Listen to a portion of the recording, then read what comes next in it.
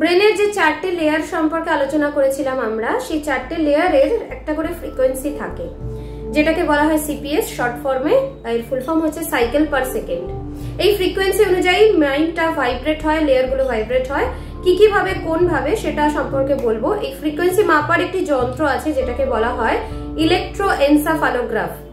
এই সম্পর্কে আরো বিস্তারিত আলোচনা করব পরবর্তী ভিডিওতে। বিশদে জানাবো যে কিভাবে ফ্রিকোয়েন্সি মাপা হয় এবং কোন লেয়ারের ক্ষেত্রে কিভাবে ভাইব্রেশন হয়। দেখতে থাকুন এবং আমাদের সঙ্গে থাকুন। ফ্রি কনসালটেশনের জন্য আমাদের সঙ্গে যোগাযোগ করতে পারেন এই নম্বরে 9748783940।